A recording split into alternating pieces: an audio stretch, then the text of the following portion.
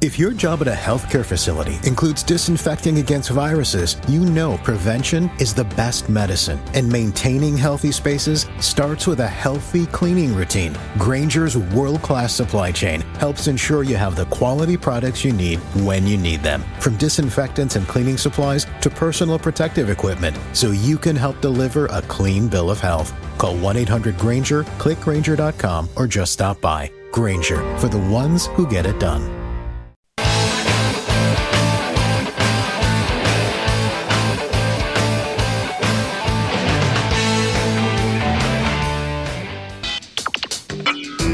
You are about to listen to the Dr. Daliah Show. Sassy, stimulating medical talk radio. Any medical advice Dr. Daliah Wax gives on her show should not be substituted for an actual visit to your medical provider. And now, here's Dr. Daliah.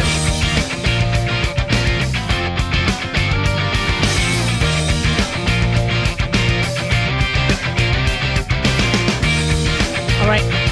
We are back on the Dr. Daliah Show. Thank you all for tuning in. 1-877-Dr. Dali, 1-877-DOC-DALI. So one of my friends had asked me yesterday, why aren't I more panicked about what's going on, in terms of the trade wars or tariffs? And I'm not panicked at all. I don't think it's smart to panic. I mean, I'm going to panic if, God forbid, there's a tsunami about to hit a beach I'm standing on, or I'm going to panic if I'm in the midst of a wildfire, or I'm going to panic for individuals who are struggling with natural disasters. With something like this, you guys got to pick and choose what you're panicking about. And you also have to decide, what is that panic going to result in? Is there a return on investment of the panic? One of the reasons why I'm not as anxious a person as I probably could be is whenever something starts to make me anxious, shall we say, or I'm worried about something, I'll stop and go, is this helping anything? Am I going to solve any issue being worried about it? Is it just making me feel better, making me worried, or is it, what's going to come of it? If nothing's going to come of it, I'm going to go and do something productive. See, for me, and maybe it's an illness, all right, I like to spend every minute of my day being productive. I do goof off a little bit. I'll play some video games.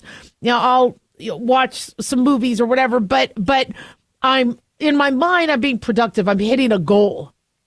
And so I look at what Trump is doing, and maybe it's because I'm a physician. But in order for a physician to do what they have to do, sometimes they need to cut to cure. I'm sure you've heard from a doctor or nurse, this is going to hurt a little bit, okay? When you get your blood drawn, a needle has to go in you. You would not think that would be a very positive action, but overall, there's some positivity because they are being able to access your blood, get a blood test, get some results. A surgeon, if you need your gallbladder taken out or your uterus taken out or prostate cancer addressed, they have to cut to cure, or radiation or chemo, whatever. All right. But the cut to cure is a very common sort of strategy in medicine. And so when Trump was saying, guys, bear with me, economy might be going up and down. Yeah, I didn't really see the need to panic because he's going to cut to cure. And he wants to clean out the waste, fraud, and abuse. Some of you don't believe that that's happening. I do. I believe what Doge is doing and what Trump is doing is cleaning out a lot of crap. And I get, people are pretty divided on how they feel about Trump and how they feel about Doge. But having worked in the government myself, having seen waste, yeah, there's a lot of money getting wasted. It's interesting. Somebody had told me this weekend that there was a government project that was being done and this building was being built. And the building looked done. And then it got taken down and part of the building had to be rebuilt. And when this person asked the contractor, what was wrong with it? Why did you have to take it down? The answer was, we were under budget. So we decided to redo something with solar panels, or I don't know what the excuse was given. But you're going to build something and then tear it down because you're under budget and you want to spend the money or you don't get it next year. Okay, that's sick. That's disgusting. Now, I know people are panicked about their 401s. I've been very fortunate, one, to not have a lot of money. Remember, I never had a chance to save because, I had family issues where people died and nobody had money for their funeral and whatever. And then I had student loans, and then my husband had student loans.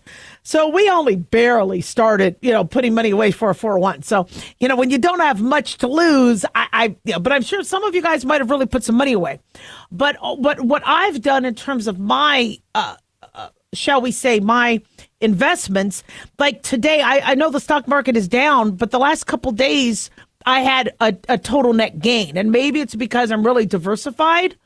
So when the stock market does drop, I notice I don't seem to lose a lot because there's always stocks that do well and stocks that don't. So my advice to you would be diversification, but I'm not a financial expert. That's between you and your financial people. But where I am an expert on is, medicine and psychology. And is it worth the panic? Is it worth the anxiety? And like I said, I'm not anxious because I look at Trump as doing what a lot of doctors do. Okay. In order for us to get rid of the crap, we need to fix it. We need, we have to throw stuff out. We need to clean it up. We need to debride the dead skin. Right now, Trump is debriding. And debriding is never fun. It's ugly looking. It's not a fun job to debride. But somebody has to do that. So you get a homeless person that has a leg with maggots on it. We usually let the maggots do some of their work because they're debriding, but then we got to clean it off. All right, we got to get rid of the maggots. We got to get rid of the dead tissue so that new tissue can grow. And it's just common sense. And so what's happening now is Trump comes in and he sees there's a lot of BS. He sees other countries are charging us more than we're charging them. He's looking at these deficits. He's looking at how we're always getting the raw end of the deal. He's like, we're not going to get the raw end of the deal. So he is shaking stuff up.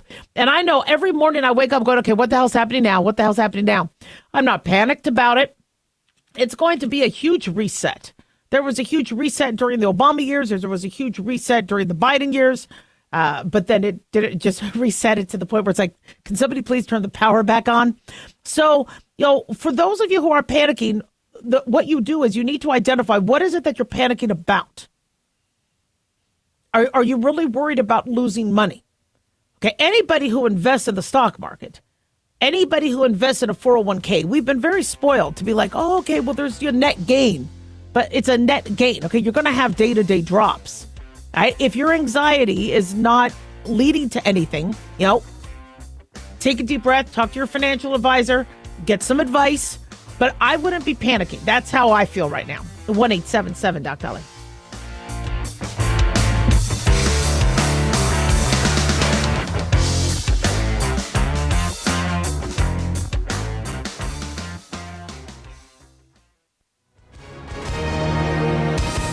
Hi, everyone. If you've been injured in an accident and think you deserve compensation, listen up. We have legal professionals standing by right now to answer your questions for free. They'll tell you if you have a case and how much it's potentially worth. Call 800-710-5100. I'm here with spokesman John Wolf. So, John, tell our listeners who should call right now. Well, Maria, first off, thank you for having me join you to answer the listeners' questions. Now, as far as who should call in, anyone who's been injured in an accident and think you deserve compensation, give us a call right now and find out how much your case is potentially worth. Call 800-710-5100. Thanks, John. You heard it, folks. If you think you deserve compensation, call now to find out how much you qualify for. 800-710-5100. Advertisement sponsored by Legal Help Center. May not be available in all states. At Hot Shot Secret, we share the science behind common diesel problems. For example, diesel fuel cetane levels. The cetane rating in diesel fuel is 42 to 45. Most diesel engines operate more efficiently with a cetane rating of 48 to 50. One treatment of Hot Shot Secret Diesel Extreme will raise your cetane 7 points, increase fuel economy, and improve cold starts. Hot Shot Secret Diesel Extreme is available nationwide at truck stops, fine farm and auto stores, and online at hotshotsecret.com. Hot Shot Secret, powered by science. In a study, it was found that 33% of 44 herbal supplements had no trace of the advertised herb. Don't let that happen to you. Hi, this is Dr. Mitch. If you want to ensure quality, please go to totalwellness.com. Supplements made for physicians only now available to you too. totalwellness.com, helping you to look good, feel good, and enjoy total wellness.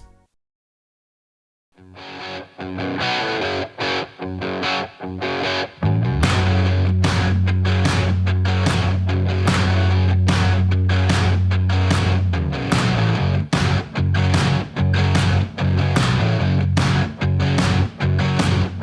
right.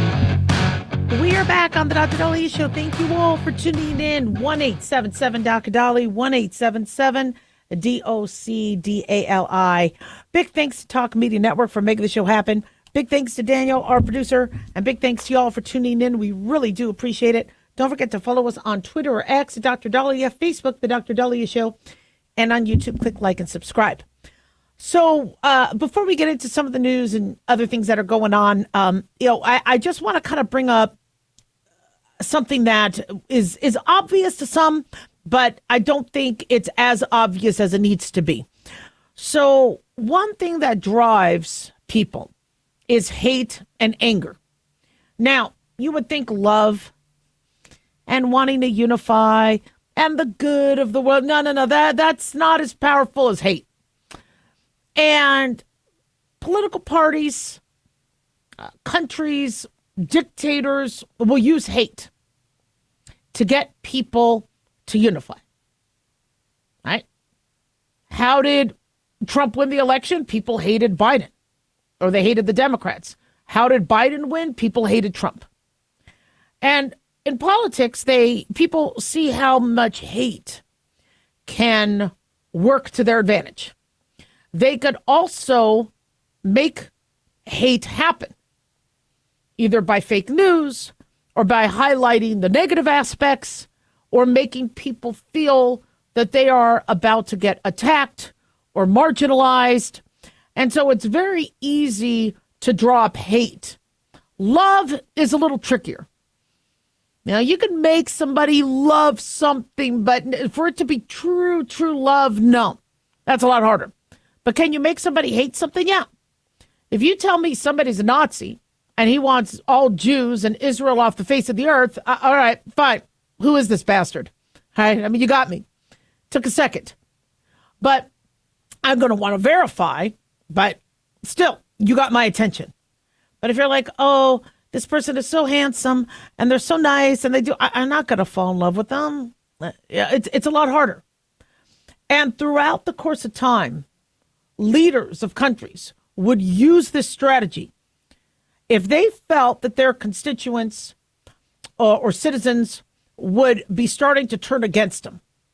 They would project that hate onto somebody else, whether it was, saying, look, this is what they're doing to us. The enemy of my enemy is my friend. Look, guys, we're actually in this together. You might hate me, but we got a bigger enemy out there. Or they might make stuff up to make you hate. I mean, apparently Russians really hate Ukraine. Russia invaded Ukraine. To me, Ukrainians are nice, innocent people, but Russians hate them. So Putin was able to draw on that hate to get the support of Russia in this Russia-Ukraine war. And sadly, political leaders may do that in order to get what they want. Now, some people are accusing Trump of trying to make us hate Canada. First, it's Canada. Okay, Canada is not our biggest enemy. And no, I don't think he wants us to hate Canada. He has never asked us to hate Canada. In fact, he wants Canada to be our 51st state. I don't know if he really, really wants that, because I think that's going to tip the scales away from Republicans as it pertains to the Senate and electoral college votes. But this isn't about hating Canada. However, what Trump is doing is showing Americans how there are factors that are working against us, and that it's common sense to dislike those factors. He's not trying to draw up hate. Some people might think he is, but I'm looking at it as, look, it's pretty easy for all of us to agree on we're anti-cartel. I'm sure there are some idiots in this country who love the cartel, but the majority of us are like, yeah, we don't want the cartel in here. We don't want gangs or Tren de Aragua here. We don't want our kids raped. All right? No, we don't want eggs to be high priced. Now, I'm going shopping today. Somebody's saying that the egg prices are down. Newsweek said egg prices are down. I don't know. They got to get way down before Easter and Passover because people really, really want to access their eggs. But one thing that people really hate and dislike are high prices. So, you could get people to work together on that. So when I hear people say, I hate this person, I hate this person, I hated Biden, I hated Trump, I hated, I know people throw that term around, but if you really do have hate, okay, that could be dangerous. And you might think if you are a political leader that that's helping your cause. But actually, when you have individuals who hate, it actually can destroy your party from within. Now, I'm not sure what the heck people are doing to now these Tesla plants. We're going to be speaking about this later, how Elon Musk's company Tesla has now been under fire. Remember, Tesla was, right, the baby and the love child of anybody wanting to protect the earth and save the ozone layer from emissions, and everybody seemed to be very, very pro Tesla. And then now you see people going after individuals who work at Tesla, going after people who own a Tesla are now feeling threatened. Really? Whoever is hating and projecting that hate and brewing that hate, you're actually going to hurt the political party you're trying to help. Do you really think the Democratic Party wants to be known as the party of hate, or the party that will go against and go after and destroy and vandalize? No. So who the hell is doing this? Okay, you might not like Elon Musk, but you really have to go after a company, an individual manager or a building, really? And I see this all the time, where people feel they're doing the right thing, that they're on the right side, and their superiors are saying, yeah, go, that's good. Boy, you are really for the cause. And you're actually destroying it for them. And now maybe I am too touchy-feely, and maybe I'm too nice. We had this personality test in medical school where we looked at colors, and I was a red-blue. Red because I like to fix things like a surgeon. I like to address things. Blue, I like to make sure people are in harmony. I like to bring people together. I'm a person pleaser, right? Green is more of a thinker, a more intellect. So you'll see the internal medicine people be more green, whereas family doctors, pediatricians, psychologists will be more blue. Surgeons will be more red. So I was a red-blue. And it was an interesting mix, but they were right on the money. I just want to fix the problem. I don't want to kick the can down the road. I don't want to procrastinate. Let's get this stuff done, move on. But I also don't want to draw out conflicts that don't have to be drawn out. And so, I don't think anybody is trying to make anyone hate Canada or hate the European Union. If you are mad that we are giving more to Ukraine and we are giving more to countries than the EU does, you could be mad about that. Nobody's asking you to hate. There's no reason to hate. But sadly, in politics, you're going to see this sort of drive from both sides. We've seen this with Republicans and Democrats, to look at how the other side can be such a menace that your only option is to hate, and to take that hate and turn it into a vote or an action or passing out flyers or being charged for a campaign, or to donate, etc. And, don't let yourself become a victim to that. We talked a lot about how we're seeing all these scams now from people from sheriff's office calling you, or DEA offices calling you, or the toll companies. Sometimes these individuals or these bad actors or bad apples are going after your more generous, altruistic side. But a lot of the manipulation that's going on is tapping in on your hatred. And if you hate something or hate somebody, you can actually be drawn into doing something that's really not you. I mean, I told you guys, do you really have to hate Republicans or Democrats? We had Thanksgiving dinner coming up. We had Christmas dinner. Really? You're going to let politics start to divide you and your loved ones? Don't give it that power. But it gets that power with the fuel of hate. So I'm starting to hear people say, oh, man, Canada. No, we don't hate Canada. It's Canada, for crying out loud. Beautiful country. Canadians are nice. We might be getting screwed over, but it doesn't mean we have to hate them. Nobody's asking you to hate Canada or hate the European Union. Nobody is asking you to hate Elon Musk. But it's happening. And if that's what you're inferring, or if somebody is trying to make you do that, they're an idiot. And don't let power rise, brewing and fueled by your hate, because that's how other regimes came to power.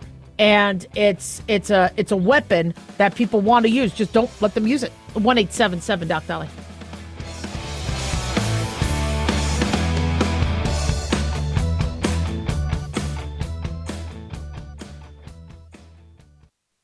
Hi guys, Dr. Daliah here. Addictions can sneak up on us and come in many forms, whether it's drugs, alcohol, sex, video games, porn, or something less obvious such as food, internet, or shopping. Addiction can seem innocent at first and then evolve into an insurmountable evil. In our book, Addiction Basics, Caitlin Kalikas and I dive into the common addictions and provide tips for identifying and preventing these before they sneak in and take over our lives. Addiction Basics can be found on Amazon or my website, drdaliah.com. Check it out. Lisa Wolf here to tell you about our newest website for old-time radio lovers. It's 100radioshows.com. At this site, there are 5 old-time radio shows waiting for you to download free as our gift to you. And be sure to browse the additional 700 old-time radio shows available to you for 70% off by using the promo code RADIO at checkout. This is a limited-time offer, so log on to 100radioshows.com. That's 100radioshows.com.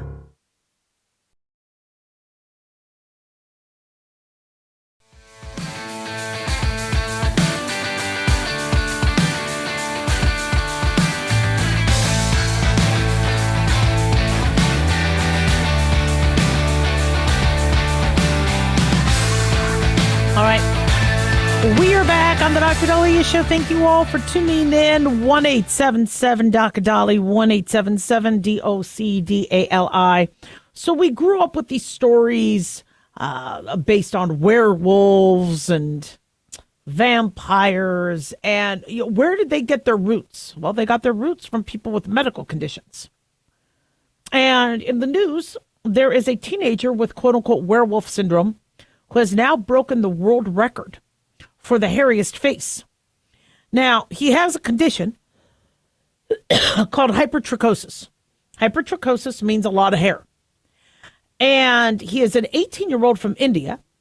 He was found to have 201.72 hairs per square centimeter, covering 95% of his face, according to Guinness. And Lalit Patidar is now very, very excited to have won the award of being now, in the Guinness Book of World Records. It's an honor. And he has a YouTube channel, and he's really embracing it, and good for him. The condition can be genetic. It can occur at birth. There are also acquired cases. We don't really have a lot of cases. And when you do, sadly, grow a lot of hair or have a lot of hair, we all have hair follicles on our face. But this is where you have an overgrowth of hair, hence hypertrichosis. It could cause other skin conditions, malnutrition, eating disorders. According to JAMA Dermatology and Fox News, there have only been 50 documented cases of the condition worldwide. Now, Patidar saw a trichologist, a specialist who treats hair and scalp disorders, to get the official measurement. And he was really excited. He had broken the record. He said, "I'm speechless.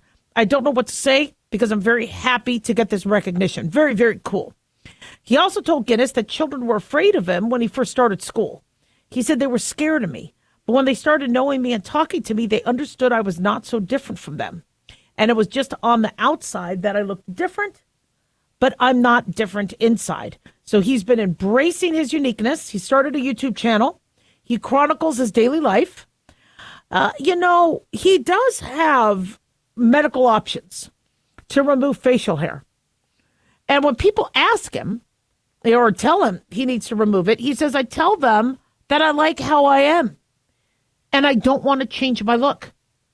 So he really has confidence in who he is. And it's, when we're born a certain way, we went through a big, even Lady Gaga, I was born this way. We went through this era of be proud of who you are. And then all of a sudden during the Biden administration, it's, if you don't like who you are, do surgery. You could identify as somebody else. You need to identify as because who you are isn't good enough. It's not. It was an absolute mess. And here's somebody that, yes, has extra hair overgrowth that we don't really have a cure for it. We could manage it. We could minimize it. There are certain procedures that could destroy the hair follicles, but he doesn't want that done. He is embracing who he is. So if he doesn't want to do the shaving and the waxing, the chemical peels, or he doesn't want to do the more longer term electrolysis or laser surgery, that's his decision. And good for him. It's not for us as society to say, well, you need to identify as this, or you need to do this, or you need to, no. Let them grow into it. Let them see what it is they want to do. Always be there in case they change your mind for options. But, I really dislike what happened over the last few years, where if somebody at all questioned, I don't know, maybe I don't like being a girl or maybe I don't like being a guy, everybody seemed to jump on them to start making them go through changes. Trust me. Not a football season goes by, and I know this is really stereotypical, but not a football season goes by when I'm like, I wish I could just be one of the guys. Because all the guys, invite other guys over to watch the game, and I'm like, I don't get to go because I'm the girl. Look, why can't I be the guy? I go through that. I'm glad I'm a woman. I love the fact that I'm a woman. I love the fact that I'm married to my husband. Love the fact that I had my kids. But absolutely, when I was running track, yeah, it would have been nice to not have the boobies. But that doesn't mean I throw away who I am. I always wanted to be a natural blonde. You think I like having to dye my hair? I want to be a natural blonde. But I'm not. I'm a brunette. And now starting to gray brunette, although you wouldn't see it because I dye my hair blonde. And all right, so I'm working with that. I'm still going to be me. This is God made me a brunette. Well, he actually made me blonde. I was born blonde. My mom said I was blonde. Then all the blonde hair fell out, and then it grew back brunette. I'm like, well, why the hell did it? What? You should have taped the blonde hair to me. It doesn't work that way. It's okay. And you know what? I'm still happy. So I have people in my family who are transgender, in my distant family, part of the LGBTQAI plus community. And seeing them confident and love themselves is so important. And not feeling the pressure to go under the knife or go under the hormones. You are who you are. You are for a reason. And if you have a love of, I don't know, let's say like medicine. I want to be a doctor. I want to love, wow, that's gross. How could you do that? Don't make me feel bad about it. I want to be a doctor. Let me be a doctor. It's not hurting anybody. So this teen with the quote unquote werewolf syndrome, good for him. Now, interesting that this is where the werewolf stories came from, where individuals who had full hair were then turned into beasts. They weren't beasts. The average person who has hypertrichosis does not decide to jump and leap and act like a wolf, but stories decided to turn it into that. Now, maybe they did growl at you if you were making fun of them and always poking at them and, making you an outcast in society. They might have growled at you back. I would. But this is where the werewolf stories originated from, somebody who having hypertrichosis. In terms of the vampire stories, those originated from people who had porphyria. Now, there are certain classes of porphyria, and with porphyria, many individuals are anemic, and they exhibit symptoms of pica, where they're so anemic that they will want, meat. They'll want rare meat, right? They might even eat sand and rocks, sometimes with pica, because you're trying to increase your body's iron. They're very pale. Because they're anemic, they're very pale. So when you see all these vampire movies, they're very, very pale. Also, they have to avoid the sun. Some of them with cutaneous porphyria, their skin will bubble and blister in the sun. So in the olden days, people with porphyria, the cutaneous one especially, they would have to avoid the sun. So they would spend most of their time out at night, and they would have an affinity towards, meat, things with iron. And that's where later the vampire stories came from. They want to suck your blood. Yeah, and it's so, I'm sure there's even more stories. Batman and Superman must have come from something as well. But, when these individuals do struggle with these conditions, they still thrive. They still live. Somebody with cutaneous porphyria, if they want to be awake at night and do what they need to at night, they're going to keep living. People think, well, if you have one of these issues, you need to just go and hide. No, you don't have to go and hide.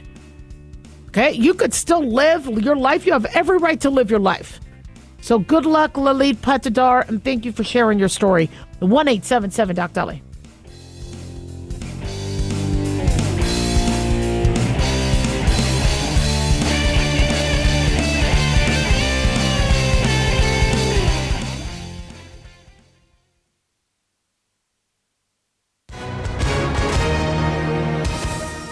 Hi, everyone. If you've been injured in an accident and think you deserve compensation, listen up.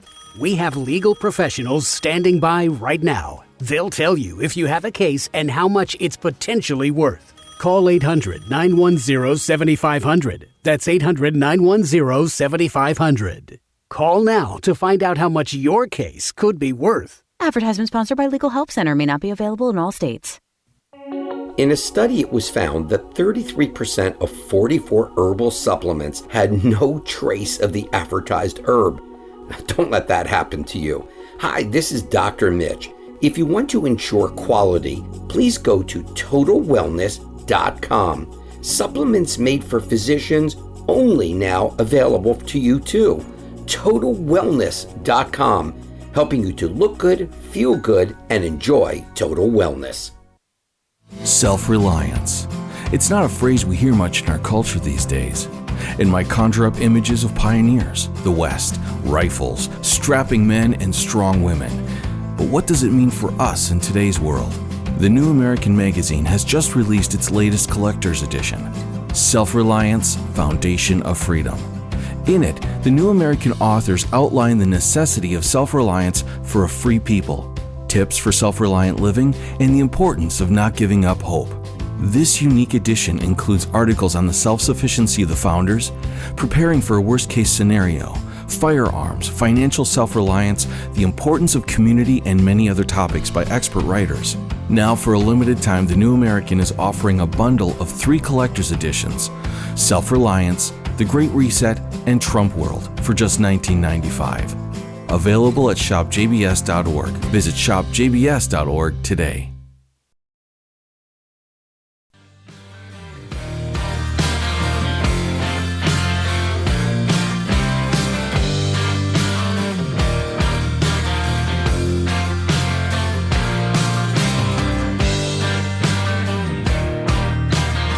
All right. We We are back on the Dr. Daliah Show. Thank you all for tuning in. 1-877 Dr. Daliah, 1-877 DOCDALI. So, of course, one of the big headlines of the last 24 hours is we are moving closer to a 30-day ceasefire deal. Doesn't mean the end of the Russia-Ukraine war, but this could be the beginning of the end of the war. And the U.S. is going to be introducing a little bit more of the details, from what we understand from BBC News, on a ceasefire proposal negotiated with Ukraine to Russia in the coming days. They are hoping this is a huge, huge step in stopping the war, ending the war finally. And in a statement, they said Ukraine expressed readiness to accept the U.S. proposal to enact an immediate interim 30-day ceasefire, which can be extended by mutual agreement of the parties and which is subject to acceptance and concurrent implementation by the Russian Federation. You can tell a lawyer wrote that. The United States will communicate to Russia that Russian reciprocity is the key to achieving peace. Now, this all sounds lovely, but I'm sure the discourse is a little bit more tough. And somebody is, you'll see people are already picking through this, saying, well, what they're doing is they're making Ukraine surrender. Listen, all right, there's a few things going on here. First and foremost, okay, this is about the Russia-Ukraine war ending. The U.S. isn't, I guess, hired. Their job is not to make sure Russia gives back all the land or Ukraine gives up. That's not about, where to give everybody the risk pieces, shall we say. I used to play Risk. And so when you would get ready to go to war, you would move in some of your troops and then you would try to, attack and roll the die and all that. The U.S. is not trying to orchestrate that. They just want the war to end. They want Russia to leave Ukraine with, some of their gains. They want Ukraine to feel like Russia's not going to come back in and hurt them, because the U.S. wants, one, the war to end so they get credit, so Trump gets credit for ending the war, and two, so they get to stop dumping billions of dollars into this. They also want to ensure that if there is going to be any future issue, that it's going to be a lot harder, a lot more difficult. Russia can't just sit there and, all right, now that Biden's in office or somebody equivalent to that, we're going to just move in. So the U.S. wants to ensure that this isn't going to be a short-acting peace. Like, as you see in the Middle East, ceasefires come and go. Somebody breaks a ceasefire, it just is an absolute mess. The hostages still aren't home. The hostages are coming back in body bags. You can't trust Hamas. You can't deal with Hamas. Trump and the U.S. does not want that with Putin and Ukraine. Even though people don't trust Putin farther than they could throw him, they do believe that if there is an ironclad deal, it's going to make it a lot more difficult. Now, Putin keeps saying he does not want Ukraine a part of NATO. Why? Well, because he probably wants it later in life. That's pretty obvious. All right? And so why, Ukraine is still going to have to fight. Ukraine, though, could only fight if it's getting the funding and the money from the European Union, from the U.S., but the U.S. gives the most. Now, the EU has stepped it up, but not enough. And that was also a brilliant move by Trump. People are like, what? He's threatening to cut off aid. Why is he doing it? No, he wants to get other countries with more skin in the game. And trust me, if France is involved and Scotland's involved and Germany's involved and they see how much money they have to put into this, they're probably going to be like, you know what? Yeah, we need to get this to stop. Let's put some pressure. Yeah, right now, if they're on the sidelines, they get to look like, oh, we're just the good guys. But once they have skin in the game and they have to step it up, they have to poop or get off the pot, they're going to be like, okay, guys, let's figure out how to get off the pot. So a 30-day ceasefire will be a huge, huge move. Does it mean Ukraine is surrendering? No. I would not look at any end to this war with land lost of Ukraine as a surrender. Ukraine surrendering would mean Ukraine ceases to exist. That's not happening. So I think people need to stop using that term surrender. Right. And Ukraine will still be sovereign. They will still have Kyiv as their capital. This to me looks nothing like a surrender. But trying to get the land back that Russia took over, which Russia felt through the Soviet Union was theirs to begin with, and that back and forth, the borders might just stay the way they are. There might be a little bit of give and take, but this would actually be a peaceful negotiation to an end of this war. And if the U.S. is going to vow to be there for Ukraine in the future, if Putin tries to do anything again, there's going to have to be something connecting them financially or some sort of payback, which is why they're looking at the minerals and the mineral rights, precious stones, whatever. So this is huge. I think Trump, we were talking about why people are panicking about the U.S., the tariff wars and all that. I'm not panicking because I really think Trump knows what he's doing. And I'll call it like I see it. I think them mass firing government employees who might actually, some of them do their job and some of them being really, really good workers, not cool. You want to get rid of the waste. Yeah, that's one thing. You want to get rid of workers who don't want to come into work or those who are playing solitaire. I don't blame you. But really, I mean, look, I've been critical of things already that I've seen in the first 100 days. But with this, I really think Trump knows what he's doing. I know everybody says, well, he inherited money because of his dad and all that. He had to still run the business. He still had to make deals. And he made enemies along the way. He was not very popular when he made deals, but he got things done. And it wasn't pretty. So if he wants to stop us being screwed over by other countries as it pertains to tariffs, it might be ugly at first, but these other countries might back down. I don't think they're going to want to take him on. And I also think they know he's right. Same thing with Ukraine, the Russia-Ukraine war. Putin will not win as long as U.S. is helping Ukraine. Where Putin, though, has an advantage is they know that the U.S. doesn't want to keep putting money into Ukraine. But they're not going to want to pull out and let Putin take over. The U.S. does not want Russia to become any more powerful than they pretend to be. And I think Putin knows that. So if Putin's smart, he'll take whatever deal he could get. But he's not going to take a deal if it looks like he's getting screwed.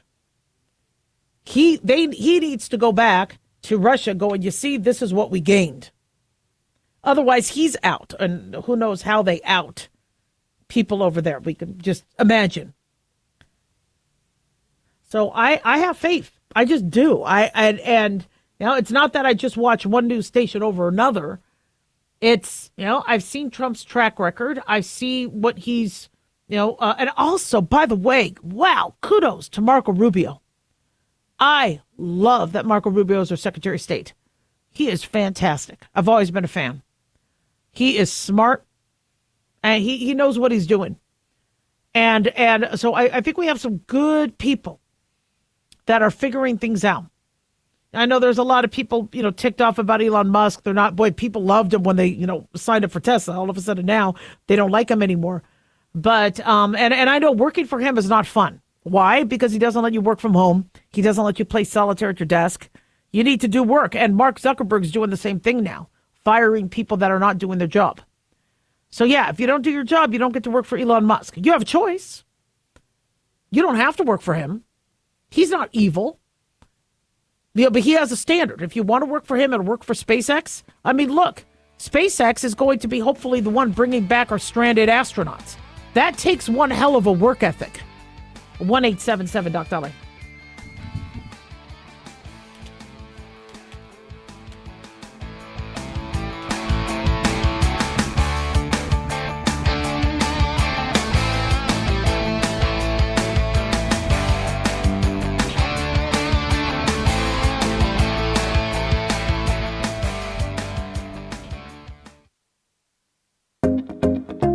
Did you know that healthy arteries make a gas?